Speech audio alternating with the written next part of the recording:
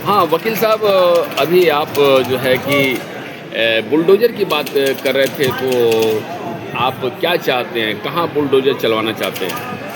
देखिए ऐसा है कि उत्तर प्रदेश में जो गाज़ियाबाद और हापुड़ में दुष्कर्म की घटना बच्ची 7 साल की बच्ची के साथ हुआ है, वह अति निंदनीय है।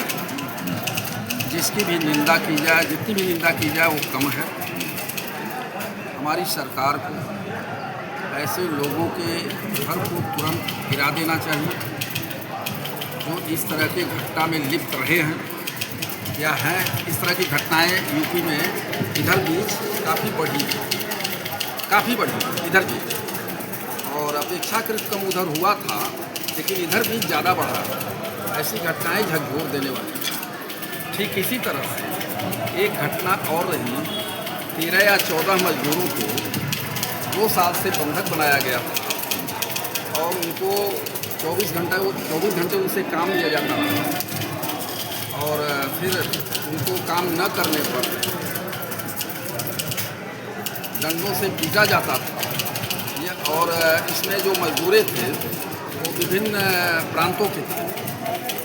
कोई बिहार का था, तो कोई नेपाल का था, तो कोई ऐसे था। तो यह भी घटना बड़ी निंदनीय है। इन लोगों ऐसे जो माफिया किस्म के लोग हैं, इनके घर पर भी बुलडोजर करना चाहिए।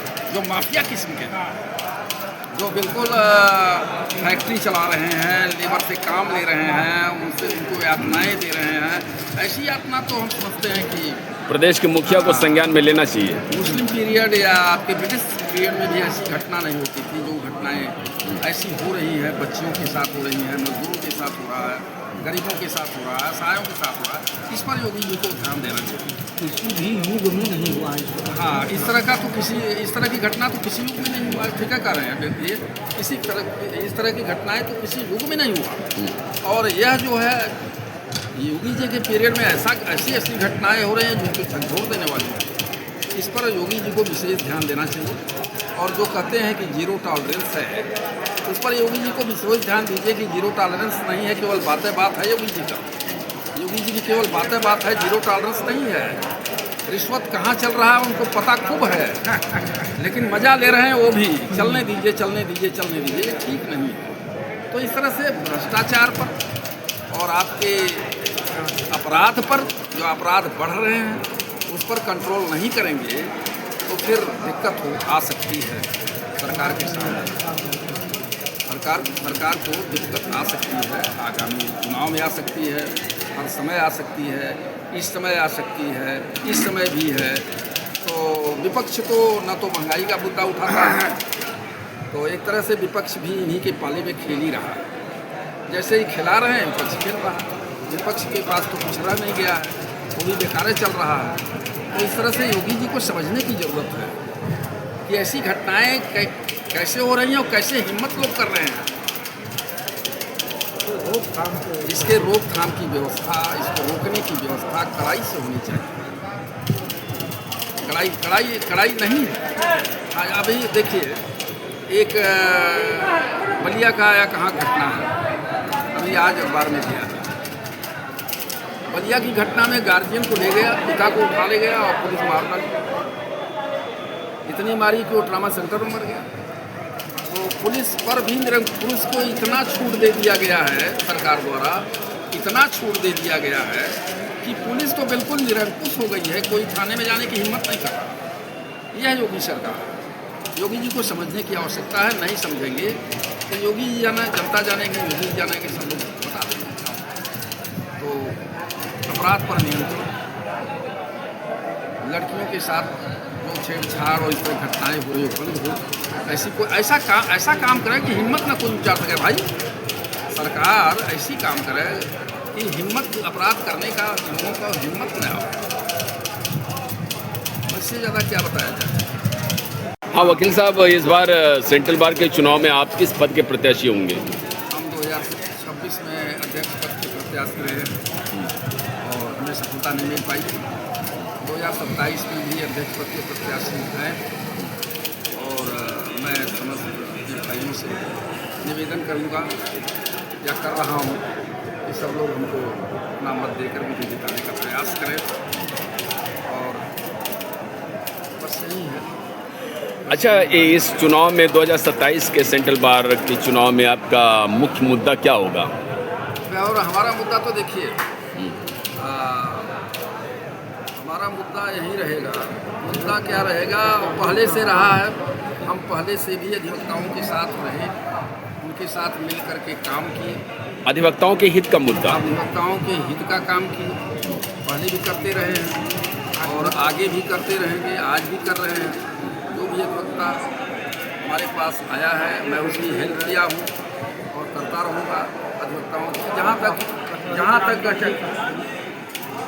सफाई व्यवस्था पर विशेष रूप से रहेगा ध्यान हमारा, और अधिवक्ताओं के कल्याण के लिए बैठने के लिए एक अच्छी व्यवस्था हम देने का प्रयास करेंगे। सरकार के साथ मिलकर एक अच्छी व्यवस्था अधिवक्ताओं के बैठने के लिए देंगे। और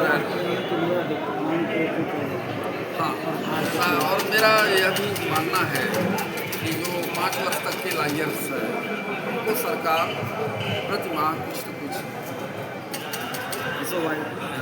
इस टाइप क्या कहते हैं उसको, कुछ न कुछ जो है उनको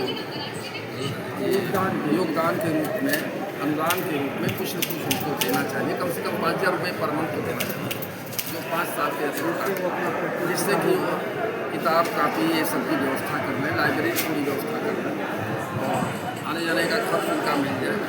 इस तरह से जो 1 से 5 वर्ष तक के लायर्स हैं और रजिस्टर्ड हैं, पंजीकृत हैं, उनके लिए 5,000 व्यवस्था सरकार को देनी चाहिए। 5,000 रुपये प्रति माह सरकार को देनी चाहिए।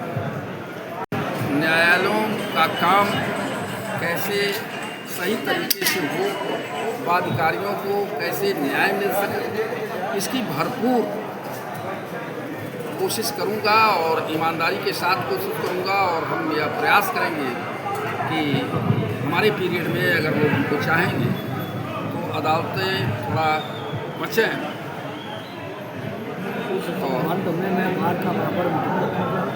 हाँ, इससे जो है अदालतों को बचना चाहिए, करप्शन के चक्कर में कम पड़ना चाहिए और न्याय देने का ज़्यादा प्रयास करना चाहिए।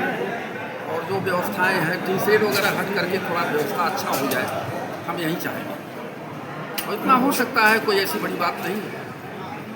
जूनियर लायर्स को मिलना चाहिए, जो 1 से 5 साल तक बच्चे हैं उनको मिलना चाहिए पैसा। तो हम यही प्रयास करेंगे। जो बरसात के दिनों में जो पानी वानी हो जा रहा है उसके लिए मैं डीएम साहब से मिला भी था पिछले दिनों, फ्राइडे को मिला था और डीएम साहब ने कहा, आश्वासन भी दिया और जो भी हो सका है थोड़ा बहुत किए। हमको बालू वगैरह डालवाने की व्यवस्था कर रहे थे, लेकिन साथ सुने हैं कि नहीं, नाले में ले जा करके कनेक्ट किए हैं। हमारे व्यवस्था कम से कम कायदे से बरसात के दिन में अपना काम के लिए न्यायालय तक पहुँच जाए, ये ऐसी व्यवस्था होनी चाहिए कि पानी न रहे, पानी का निकास अच्छी तरह से हो जाए। तो इससे नाली वगैरह का बिल्डिंग बनाए थोड़ा, और जहाँ तक लोग विस्थापन और विस्तारीकरण की बात कर रहे हैं, हमारे गले के नीचे नहीं पड़ रहा है। न विस्थापन हो न विस्तारीकरण, तो ठीक है। हमारे विस्तारीकरण का मतलब कि विस्तारीकरण वही होगा जब बिल्डिंग बनेगी बैठने के लिए, वकीलों के हाल बनेगा, 5-5 तल के हाल बनेंगे, तो उसमें न बैठ, जो अधिवक्ता छिटिक करके बैठ रहे हैं, यहाँ वहाँ बैठ रहे हैं, सब एकत्रित हो जाएंगे। तो एक अगर हाल बनेगा 100 बाई 100 का, 100 बाई 50 का बन जाए, 75 बाई 50 का बन जाए, ऐसे बन जाए और 5 तल का बन जाए, तमाम सब समस्या ही दूर हो जाएगी। हमारा निगाह, हमारा विचार किया